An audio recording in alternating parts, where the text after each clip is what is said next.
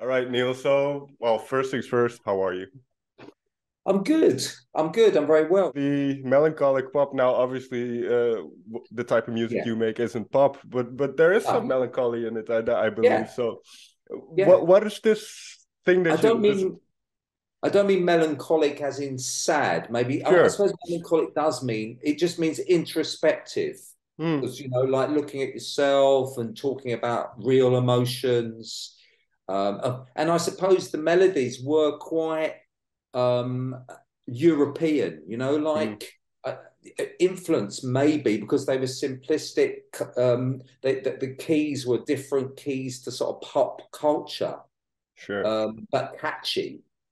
It informed me that you could make music that was, like catchy and still but it wasn't necessarily had to be really happy and sort of unreal.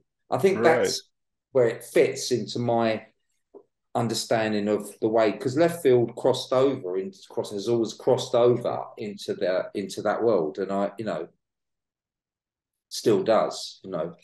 And with that in mind, then, this is perhaps a little bit too overarching a question, but what is it that you're trying to capture then? And has that changed over the years?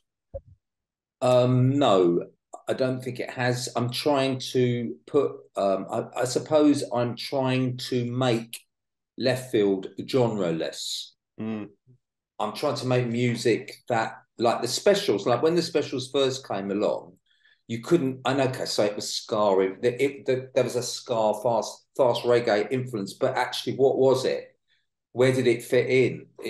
I mean, it was just really great songs, really great music. And it's the same with the Fun Boy Free. Whenever you heard their music, it was like a unique thing. Hmm. Yeah, and that's what I think with left field. I'm trying to create. I've always tried to create so immediately that that's left field. Hmm. I suppose every band does that. It's a signature. But I suppose I was trying to. I suppose I don't know, initially when we started off. I mean, in those days, we didn't probably think about it really. We were just trying to make electronic music that people could dance to. But then that is now not enough Hmm. in my mind. Okay, most music is dance music now. Almost, you can almost say Sure. all the charts are dominated by by DJ music. Not all the, but so you have to input something new, something else. Oh, but that's an interesting point because with the proliferation of electronic music over the past couple of years, one thing I've noticed, and maybe this isn't correct, or maybe I'm just being a little bit grumpy or something, but you mentioned the word signature, and it feels these days a lot of music sounds the same. Whereas, for instance, as you mentioned, left field, it's very particular. If you put it on, you kind of feel that it's left field. So, is that kind of missing in music? You think that people have their own signature? I think that I think it is there. I mean, I think that's the acts that stand out that do things differently. Hmm. Um, you know, are that people notice. People like Overmono. Hmm. That you can tell that they've got something that Bicep. You can identify something that makes them who they are, and I mean, maybe they use signature styles from the genre and try to put it. That's it. It's taking signature styles and trying Hmm. to put your own unique personality into it. Like trying to, you know, um, yeah. That's. I mean, that's the. I mean, good music and bad music is it's so. I mean, what we're talking about. I mean, about people is that trying to break convention maybe Hmm. and trying to do something slightly differently. And I suppose most musicians want to do that. But so I think that um, maybe I mean there's another question: is it harder to make unique music now because all music is shared so quickly? Is Yeah, it that is it is it more difficult to make yourself stand out? Yeah, and so much music is out there. I mean, there's literally hundreds of albums coming out every day, I suppose. So there's Yeah, so much out there these days. yeah, there is. So with that in mind, then, because well, there's two things I really want to get into in this interview. First, what was the impetus to record another album? Was this something on the horizon for a long time, or was this something more impulsive? How did? No, no, there was always a. I think there's always a sort of. I think with Left Field, there's always the. I mean, there was a plan to record a new album. Okay, I mean, it started in 2019. okay, Um, that's when the album sort of early 2019 because we've done a lot of touring. We reissued Leftism and we toured Leftism and then we did some more stuff and so sort of time went by. You know, like a lot of stuff happened. hmm, And then, so there was always a plan. But the thing is, I suppose when I sit down in the studio, it's never an album yet until all the tracks are collected. right, So, you know, there was always Virgin were always involved right from the word go because, you know, we have to pay for a studio. So there's a record deal. So there's always a plan. There is a sort of plan. There's going to be an album. And it started off very, you know, clearly, very attached to the dance floor. okay, What I was doing because what we were doing, me and Adam were doing, was very connected to the dance floor. But I was doing a lot of DJing and trying to get some of that back into the album, which I might have thought was missing from the album before that. That I okay. felt because I hadn't had much opportunity to do that. So it was informed by the club scene. I mean, more of a club scene, and that's where we started. Yeah. So there was an idea to create a work, you know, Okay. a And then, larger. well, yeah, right. And what I've kind of the second part of that then is because we mentioned signature, and I suppose authenticity is part of that as well.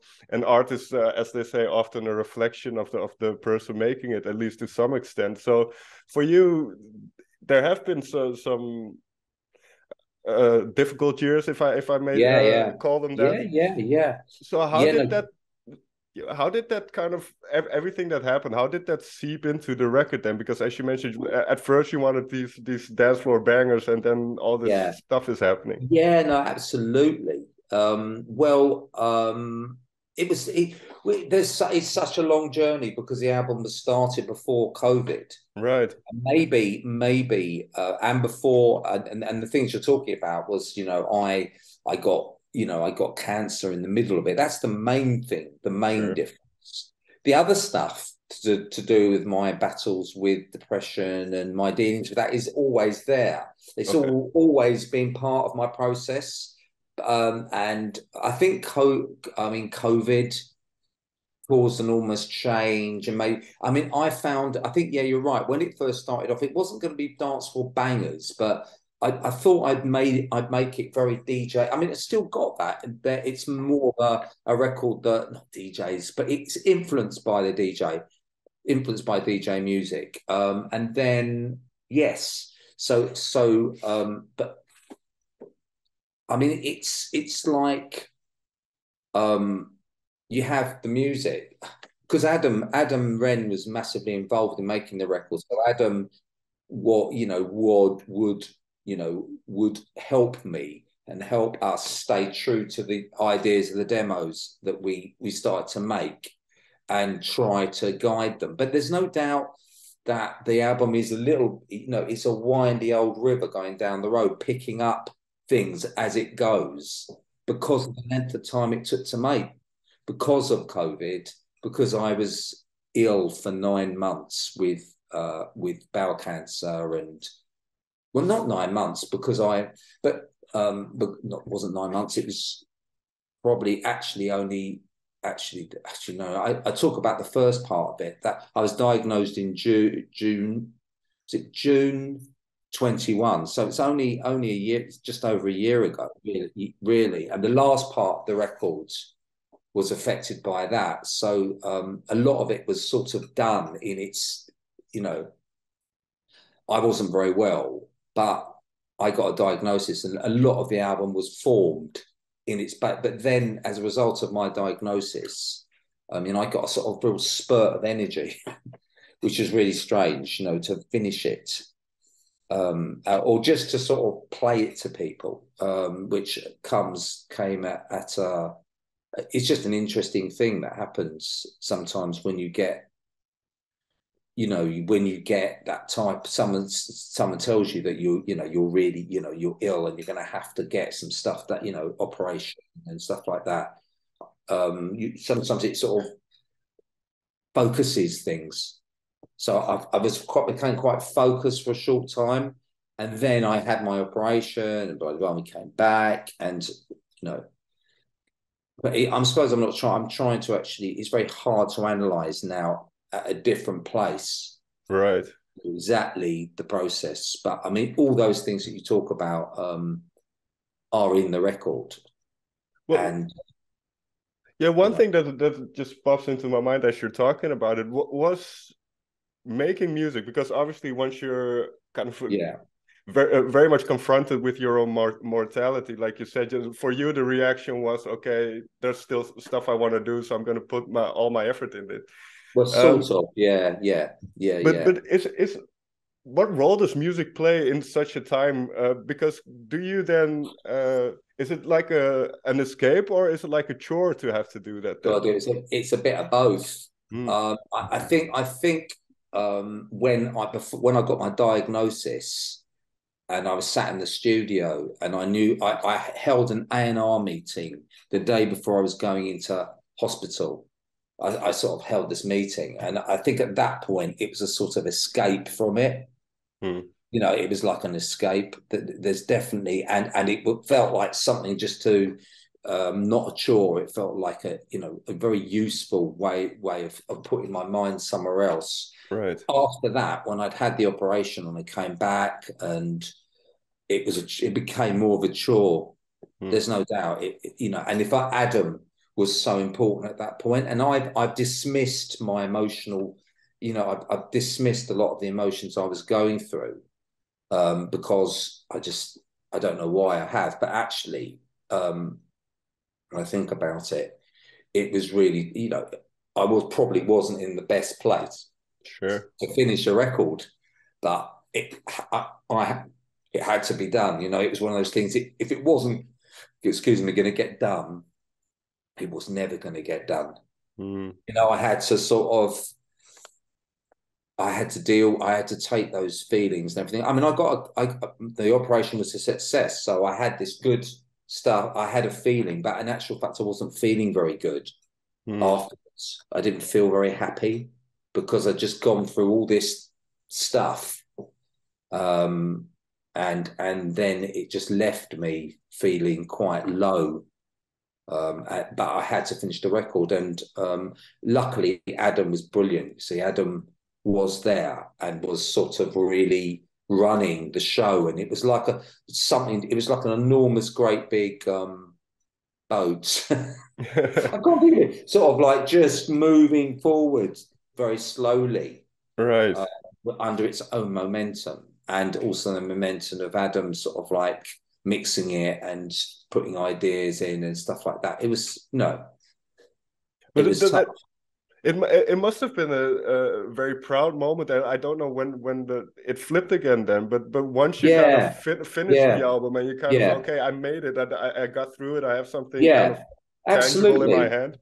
I suppose it did. I mean, yeah, I suppose so. Yeah, I mean, so I go through different moods of thinking about it. We went for a terrible. I mean, I wanted to call the album one time that the idea of the Okay. album was "We will hate it in the morning." That's the state of my mind. That's what I wanted to call it. You know, I was thinking that's not very positive, and then gradually, what I started to do was use the good energy from it, the good stuff, and to actually talk about what I think got me through it emotionally, and that is this. That's where the cover comes from, you know, Right. Stephen Curry's cover, and the strong thing about love and attachment, and bravery as well. Excuse me, sorry. I mean, like, adventurousness of the mother and daughter, Mm. and the support that's going on there between mother and child. I mean, it's part. Actually, the cover was part of the healing that I was going through. Okay. I'm afraid I've used that on as the sort of vehicle for the record in a weird way. I mean, that's what it means to me. And the cover was quite important. I mean, all Okay. that, the artwork and all that is actually quite important to what it's about.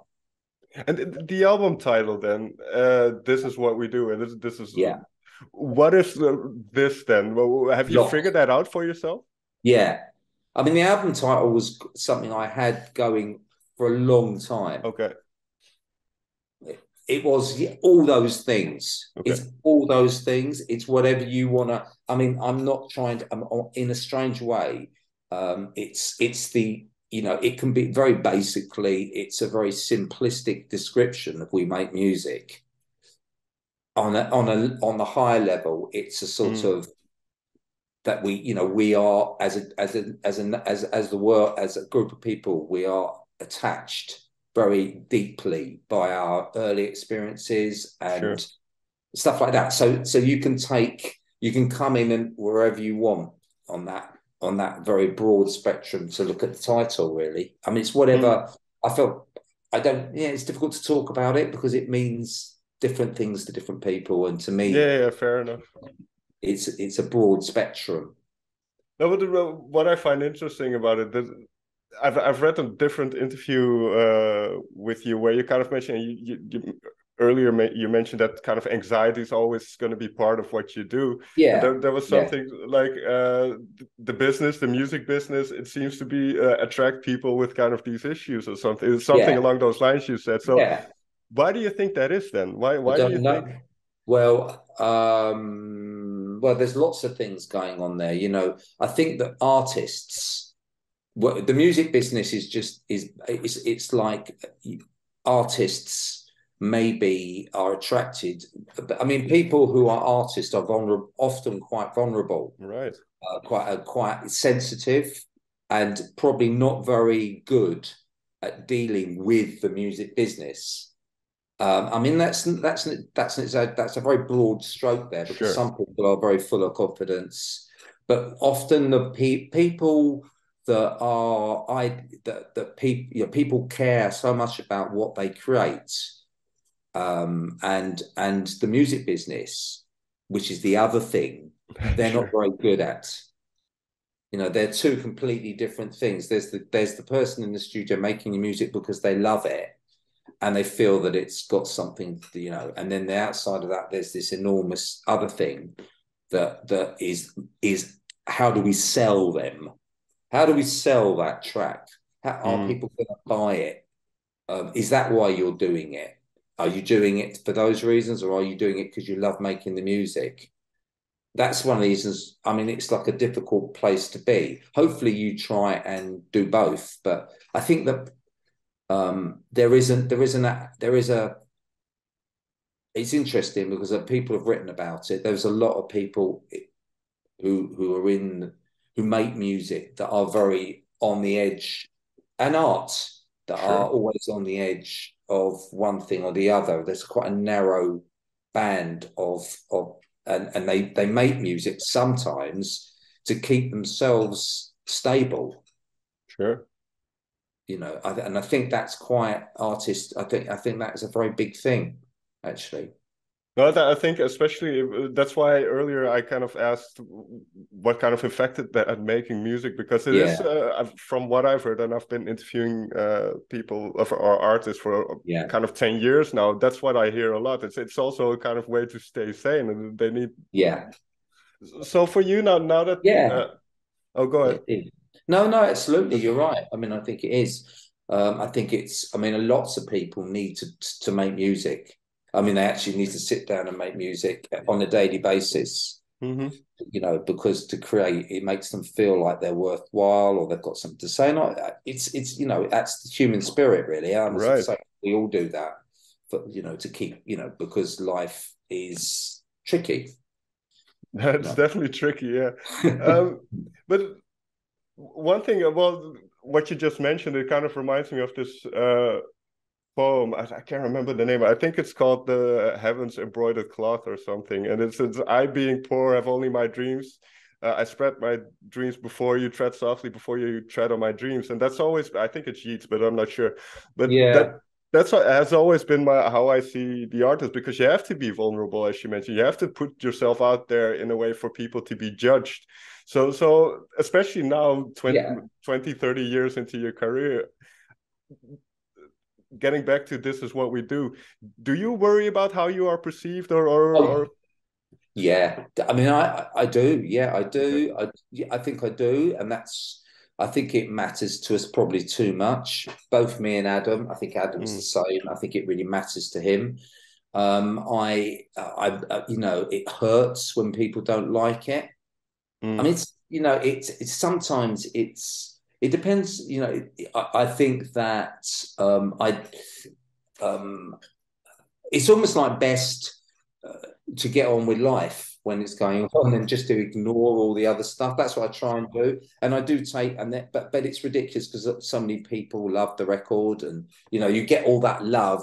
And then you get all the other people saying quite negative things, and it's just you get. I suppose yeah, it matters. Let's say it does matter.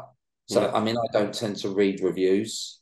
I mean, people tell me to read interviews that are good, and I don't like it. I don't like doing it. I don't like seeing it or seeing myself or listening to myself. I don't mind doing doing the job.